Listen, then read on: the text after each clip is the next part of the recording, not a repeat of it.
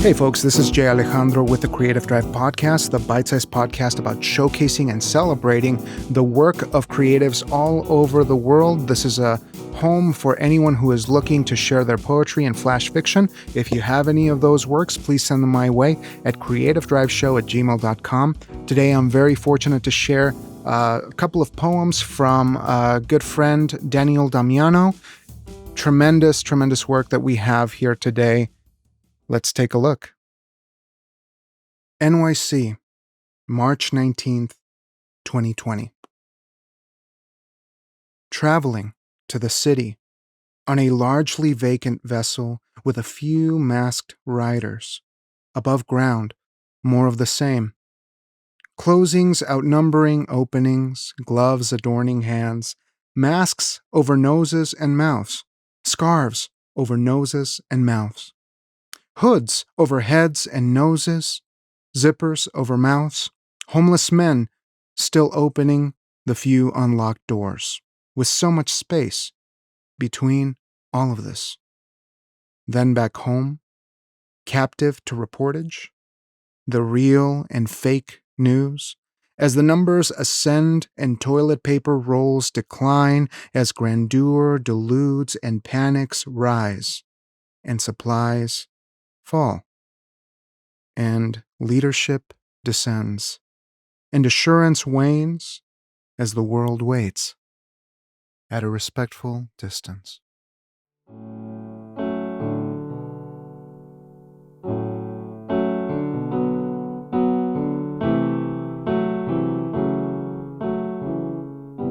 Rainy Day Fund Blues, May 2nd, 2020.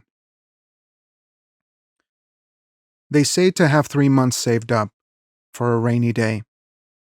But try doing that in New York City as a freelance artist, or in America as pretty much anything. But you should have been prepared for such a catastrophe. Ah, yes. We of little income should have had peripheral vision when our government was blindsided. You should have worked a 9-to-5 job. Ah, yes. I've done that as well. Watched myself atrophy behind a desk, sat beside banal personalities whose cultural net barely extended beyond Aquaman, including the one guy from New Jersey who thought Trump was honest. And the CEOs and CFOs who never said hello or blessed your sneeze, but extended the occasional Pizza Friday as unspoken compensation for how the insurance inhaled most of our salaries. They say, you should have saved up beginning in high school.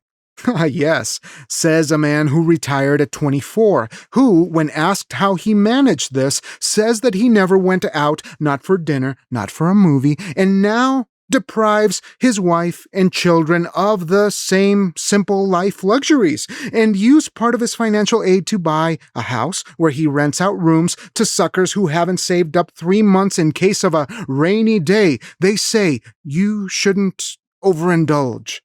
Ah, yes. So I guess I should pull back on my bi-weekly bagel and butter at Sunset Bagels, or monthly pepperoni slice at Luigi's, or bi-monthly 99-cent song download. But then there's still the rent, the electric, the cell phone, the credit cards, the cat food, our food. Not to mention a few previous rainy days that tend to creep up on many an American life. 9/11, the financial crisis, hospitalizations, the many natural and unnatural disasters void of fiscal sympathies. But we should still have 3 months saved up for a rainy day. Ah, yes. A day which has become many days now, casting its foreboding clouds over a month, and soon 2, and eventually 3. Now there's no income. And the government thinks sending a check is a gratuity for checking their coats.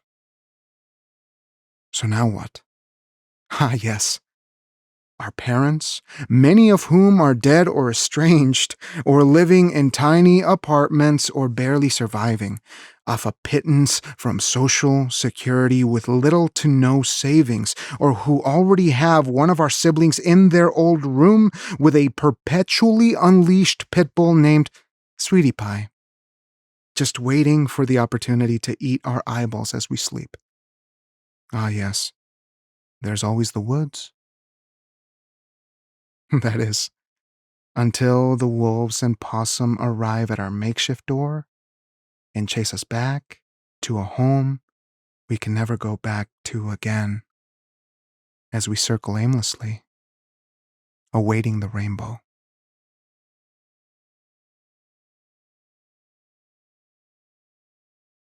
"18 years, June 29th, 2020. I'll make us blueberry pancakes this morning, and we'll sit by your red and yellow roses with coffee, limited to where we can venture now. We may simply stay home and watch the rain and be together and recall 18 years. And I'll thank you for your tolerance. Thank you for being my friend. Thank you for loving me and for holding my hand. And jumping into this unpredictable canyon called matrimony, and continuing to navigate through the valleys and rolling hills as the doves imbibe from the makeshift trough on our fire escape. And many dreams wait to be obtained, ones which will one day arrive, perhaps without fanfare, but they'll be here soon.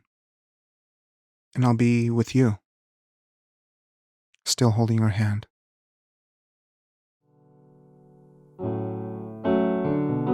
Daniel Damiano is an award-winning playwright, screenwriter, actor, poet, and novelist based in Brooklyn, New York.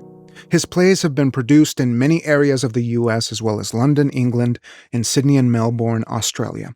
And his poetry has been published in Crooked Teeth Literary Magazine, Newtown Literary Journal, New Voices Anthology, Cloudbank, and HotMetal Press. He has been nominated for the Pushcart Prize for Poetry and was a finalist for the Arts and Letters Prize in Drama.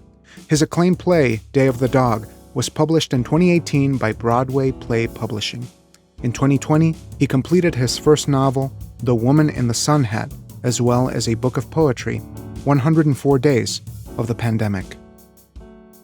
And Daniel, I'd just like to take a moment to thank you so much for giving me the opportunity to share some of this beautiful roller coaster work featured in the forthcoming 104 Days of the Pandemic.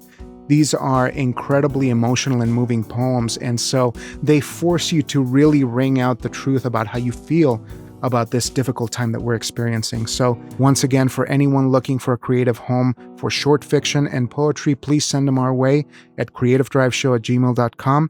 And no matter what, please make art, make haste. Have a wonderful week of gratitude. Have a great day, folks.